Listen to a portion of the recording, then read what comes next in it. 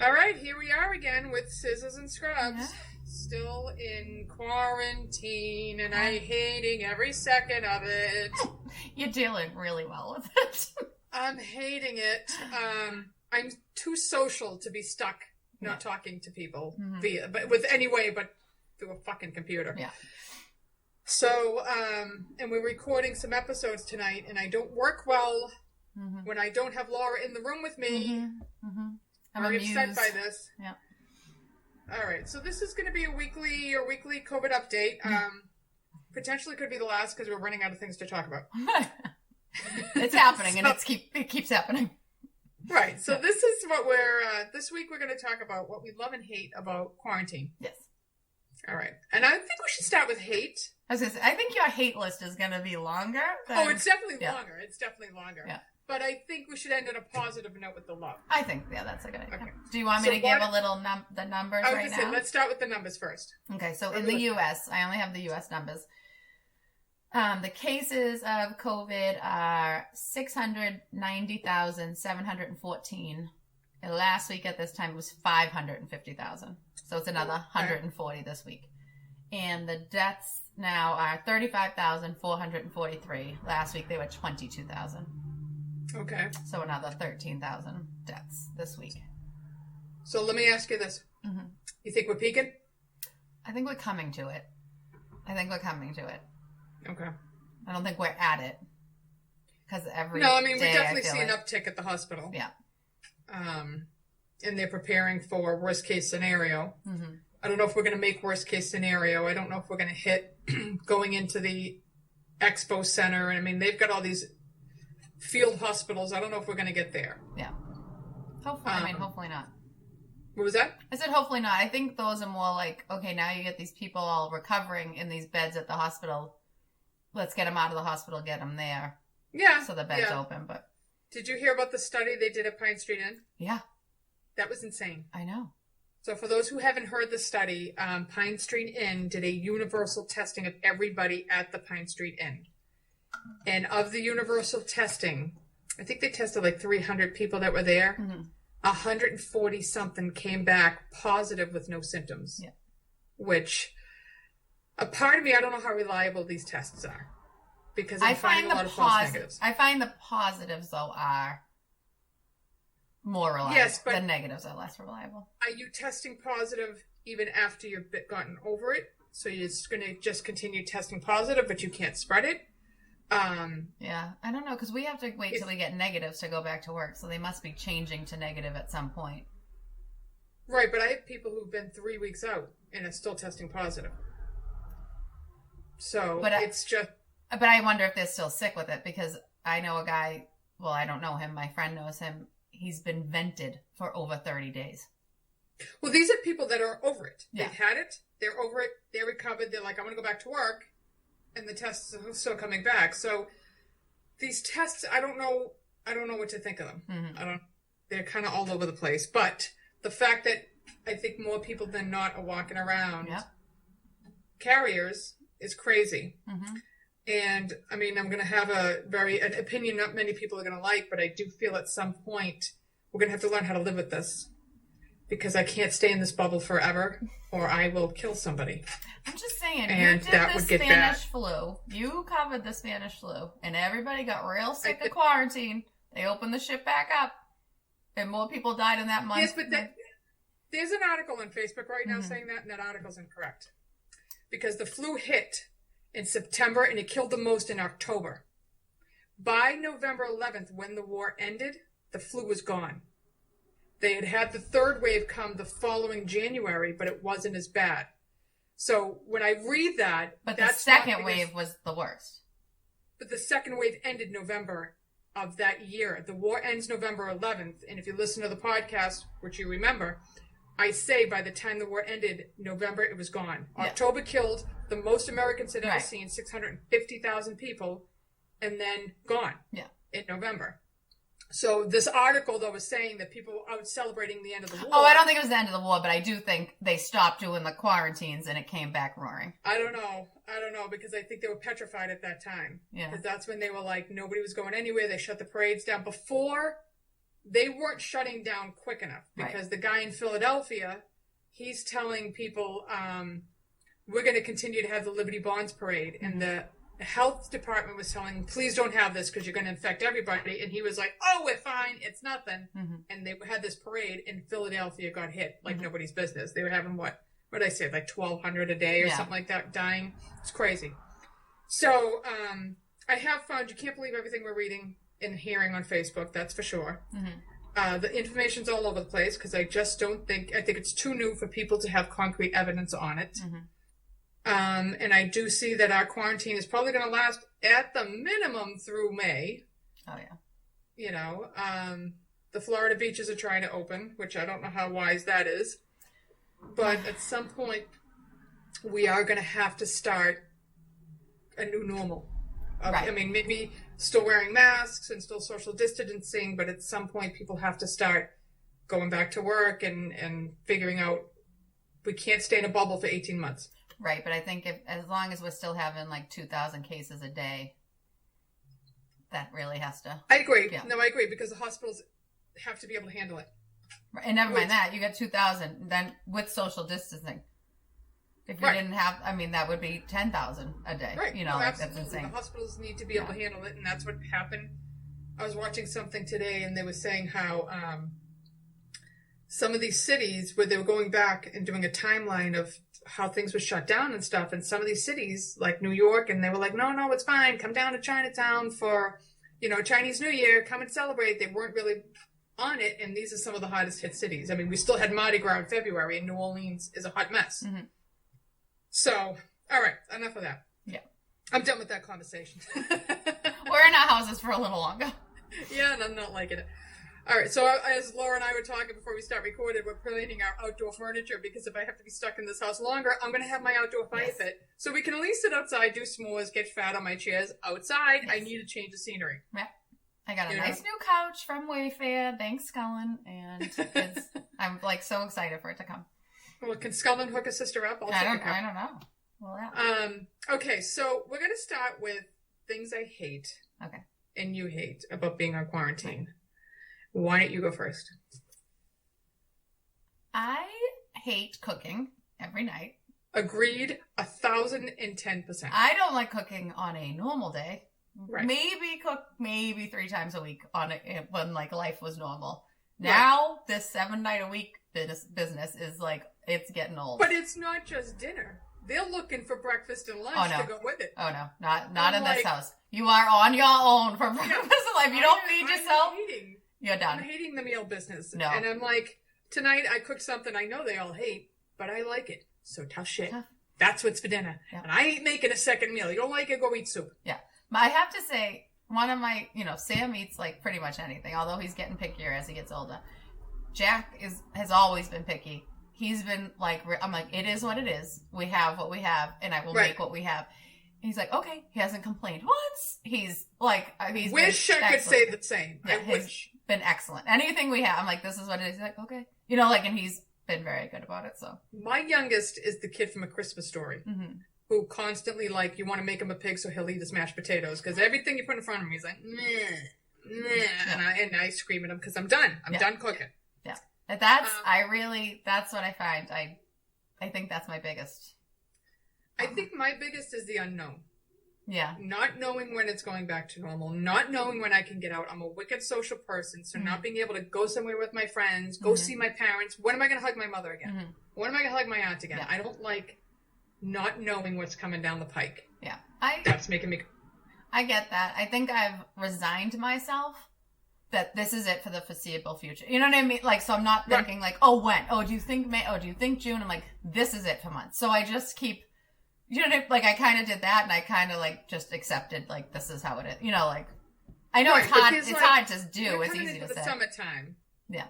And I have a wedding that's supposed to happen. My daughter has 3 bar mitzvahs she's supposed to go to. All these things. Still don't know if they're canceled. Yeah. Are they getting postponed? Is August, so there's a June wedding we're supposed to go to. Is August going to be far enough? They're talking about postponing it till August.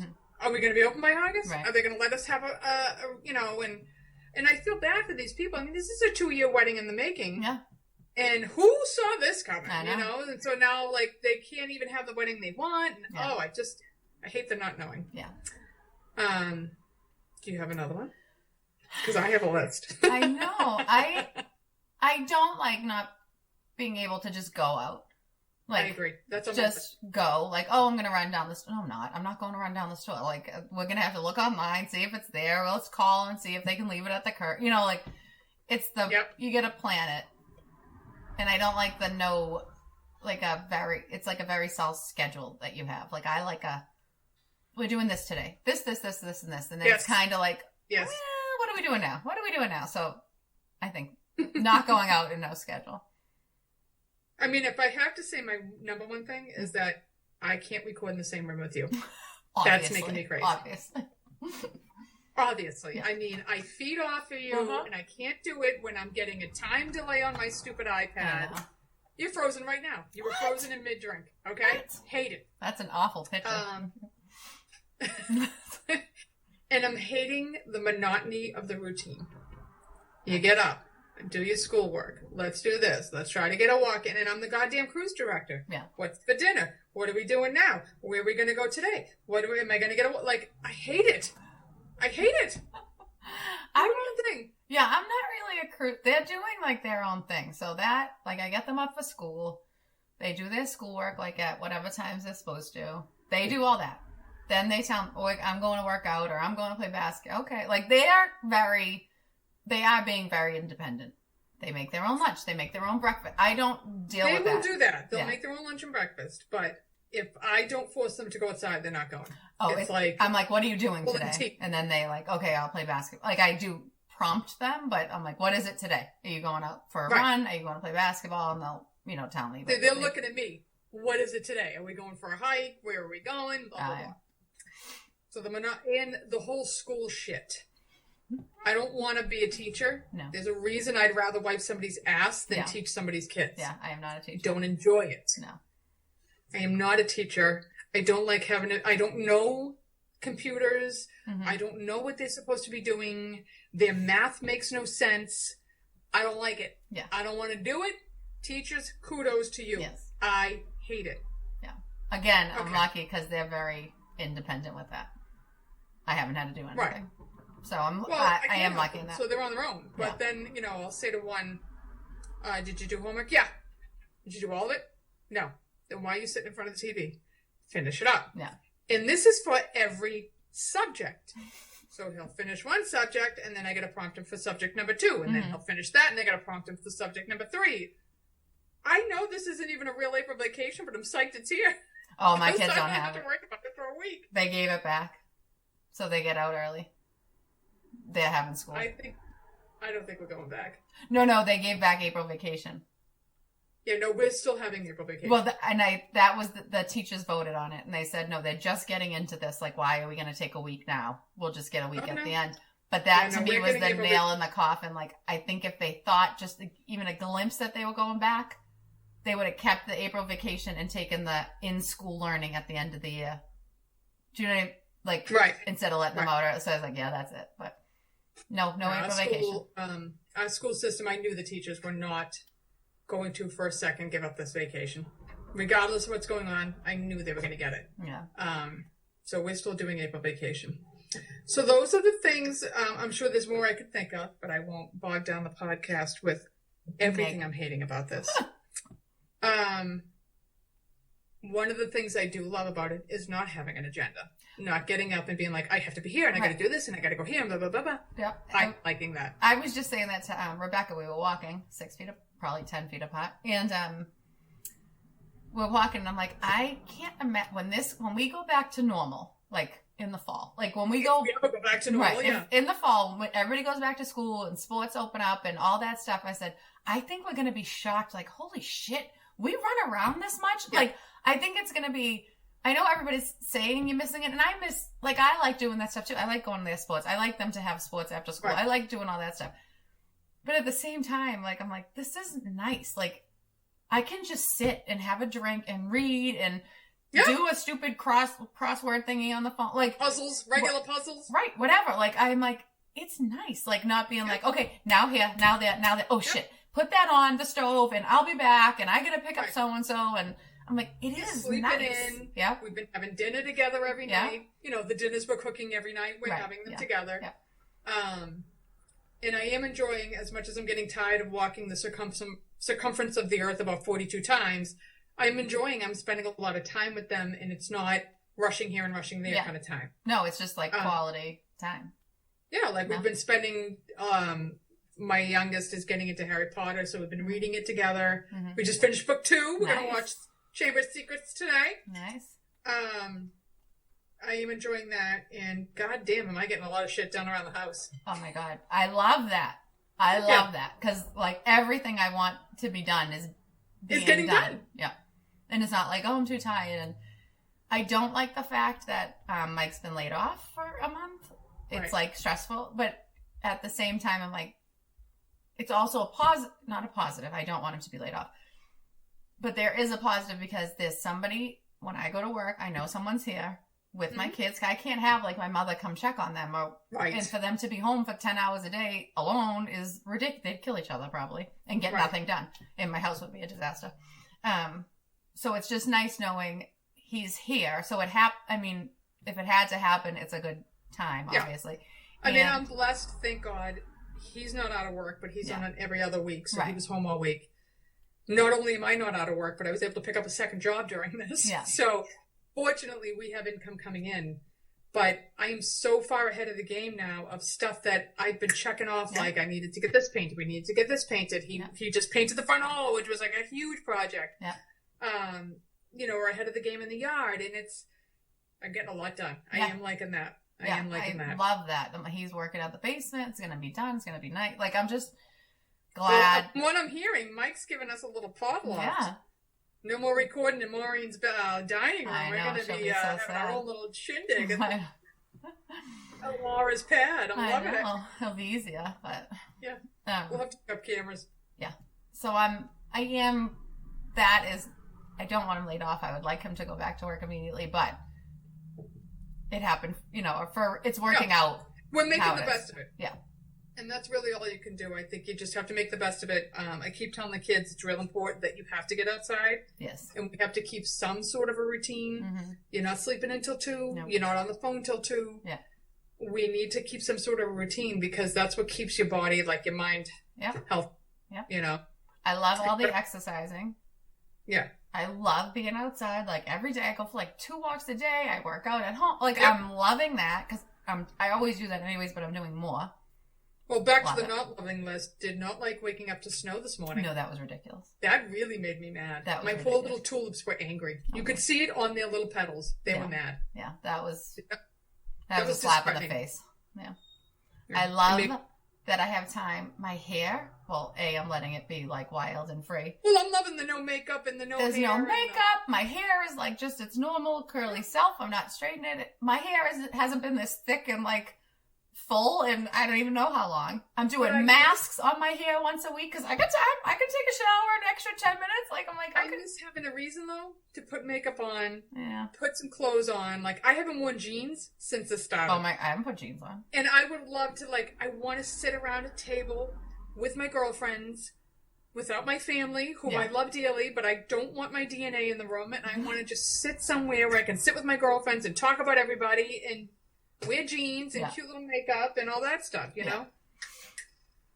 But so, I do like I'm like taking, like doing facial masks and stuff and hair masks. And I'm like, I got time, so I might as well do it. I'm not even going to discuss the hot mess my nails are. When I tell you a hot mess, I took them off. Yeah. And I have man hands. I have man hands without them. And I had to point something out to somebody at work the other day, and I was horrified. I was doing a transplant. I was doing the ABO on a transplant. And I'm pointing, and I'm like, oh my God, I have like Seinfeld man hand. I need my nails back. They're awful. Can Vienna paint them? She's like autistic. It's not even that. It's because they're so soft, because I used to do the dip. They're soft that they're wicked short. And so because they're wicked short and stumpy, they look terrible. They look terrible. It makes me want to cry. And my highlights are growing out into this really funny gray color. I know it's not gray because I couldn't possibly have that many. No. But it's growing out into a very funny gray color, and I'm not liking it. Jack, I had the dip on I got it before we went to Ireland. It was on for 5 weeks. Oof. How'd you get it off? Jack. So it has, I mean, it looked perfect. It was just grown out. Like, my nails were ridiculously long. You had like a half and half? Yeah, they were so long. So I said, okay, I need help. So I got the tin foil, I got cotton balls, I had the nail stuff, I filed them all, like the tops off, and I did it like they do it. And I'm like, I need you to help me. He's like, what are you doing with all this? I'm like, okay, so you put the tin foil under, and then we're going to soak the cotton ball and put it on top and wrap it. He's like, this is nuts! And I'm like, well, this is what I have to do. And he's like, are you kidding me? Are you kidding? This is what you do? I'm like, this is how they do it. And they soaked, and it actually, I mean, it worked pretty well. They don't look awful. Well, I keep thinking, I'm like, was I going to put them back on when this is done? The answer to that would be yes. Yep. I'll be right there knocking on my little Dash and Divas. Knock. Yeah. Come on, kids, do my nails. I mean, I do like my nails to be done. I don't need to do them all the time. It's my toes. And I'm like, and it's getting into flip-flop season.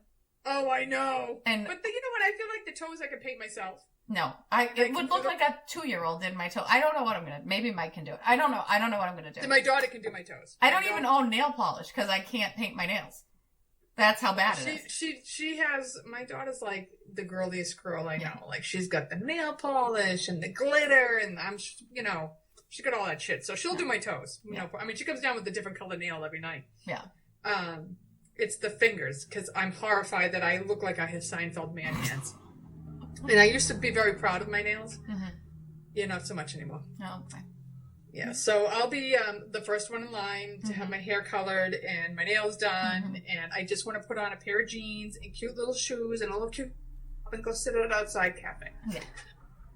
I don't know what that's going to be, though. Someday.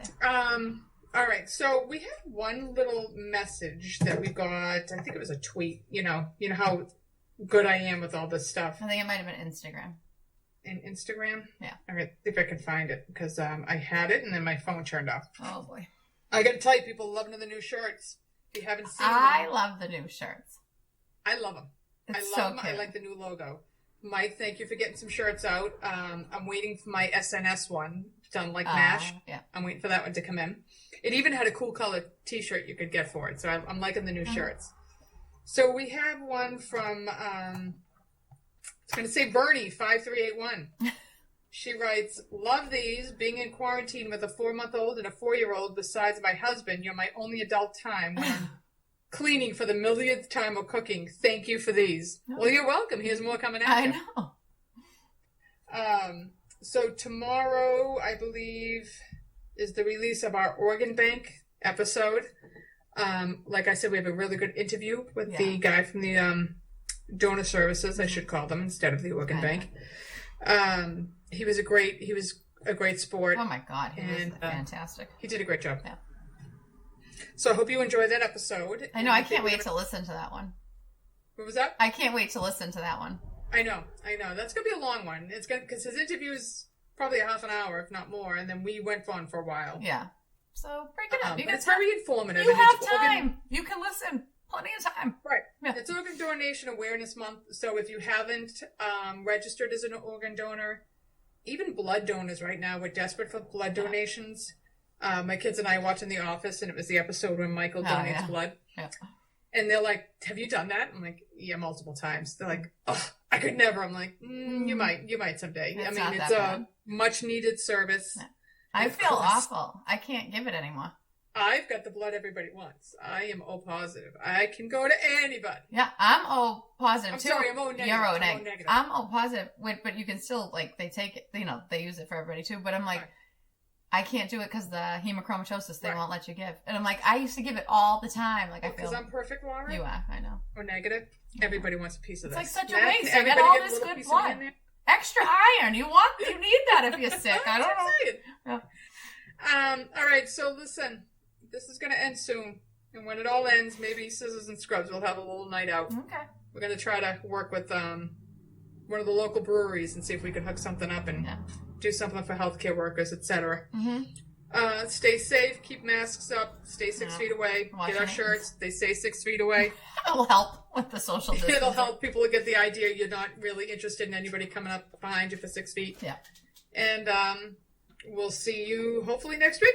Bye. We'll get another update. Bye. Bye. Like, subscribe, rate, and review the Scissors and Scrubs podcast on whatever podcast app you listen to us on. Follow us on Twitter, Facebook, and Instagram at Scissors and Scrubs. And email us any of your stories or thoughts to scissorsnscrubs@gmail.com.